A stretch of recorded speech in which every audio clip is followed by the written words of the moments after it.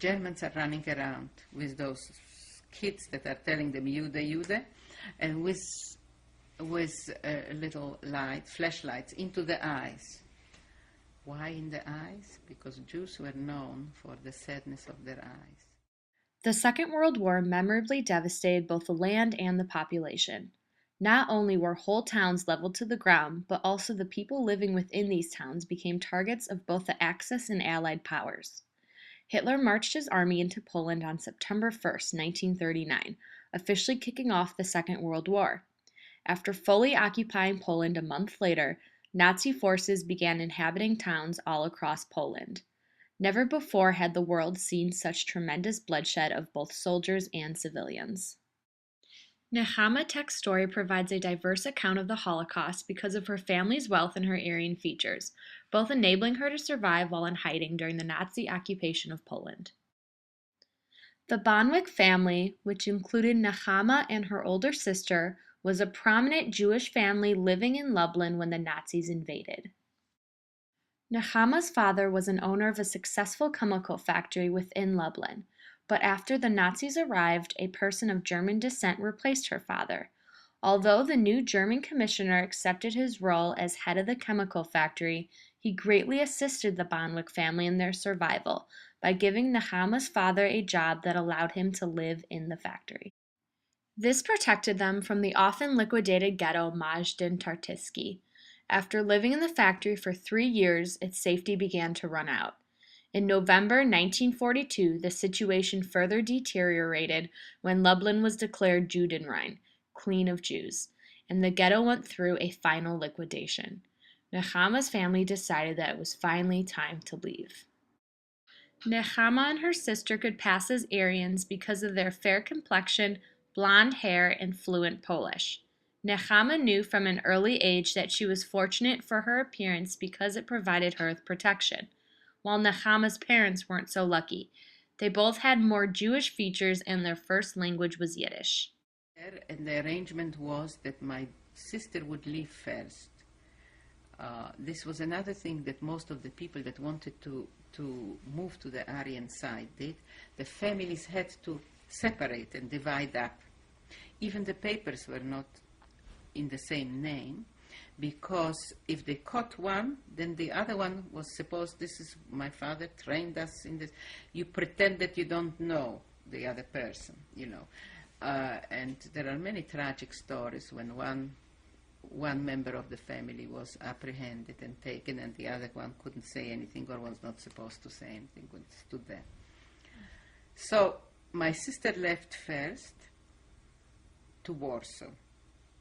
We thought that in Warsaw, because it is a big city and people didn't know us, that you could get lost sort of in a crowd. And she had papers that identified her as a Pole. So she moved into Warsaw, and she had an address where to go, so she had a place where to sleep. Otherwise, where do you go?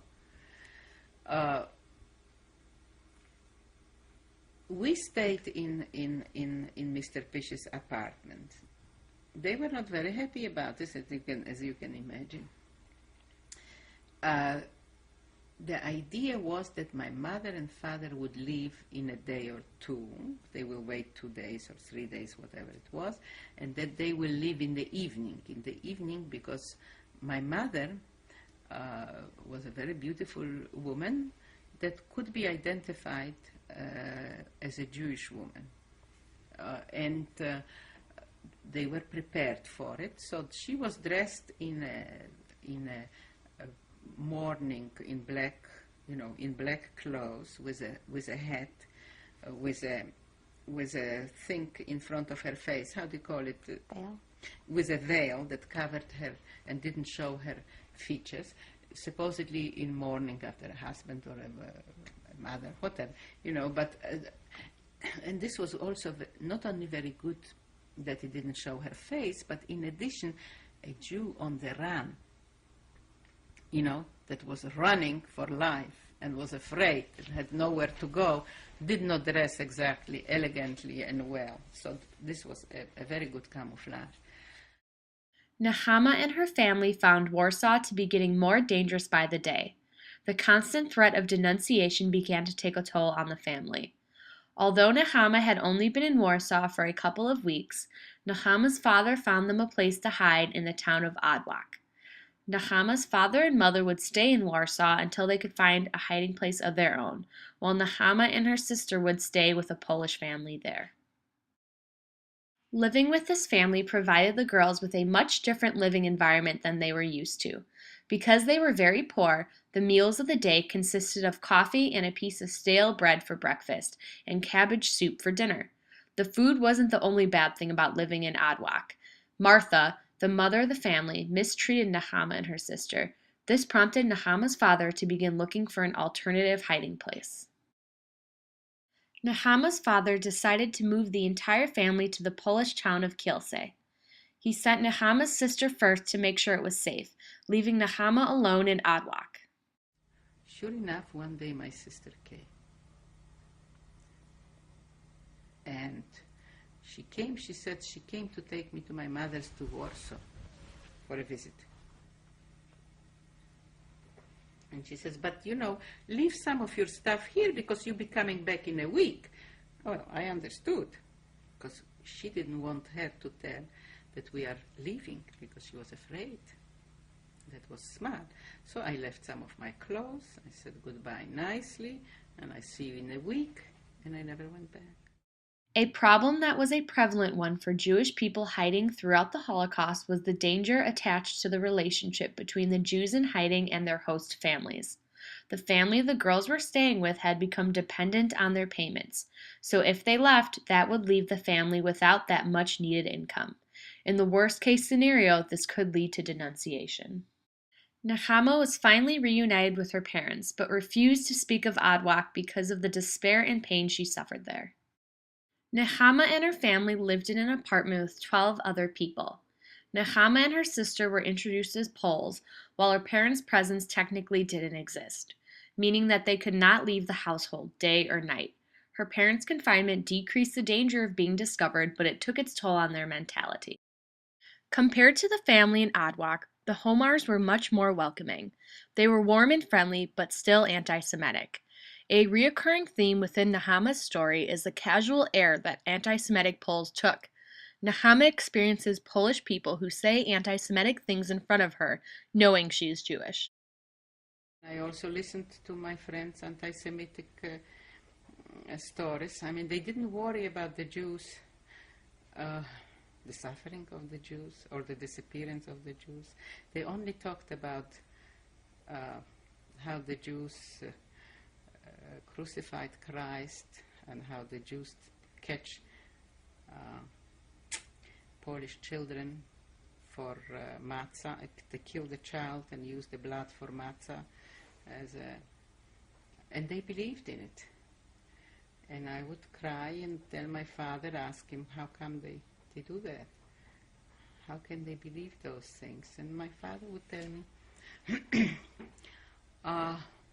they do it because they are ignorant. And you should feel sorry for them. You should not hate them. Because if you hate people, you become a hateful person yourself. So you should not hate other people. You should feel sorry. I never felt sorry for them, I must say. I didn't go that far. But I didn't hate them. I don't hate them. In my life, I have interviewed many Christians that have saved Jews in different ways, and some of them were anti-Semites. And I really think it is their problem. The Bonwicks began to face financial troubles, a problem common for Jews paying for their safety. Eventually their money ran out. In order to keep paying the Homars, the Bonwicks had to start trading in the black market.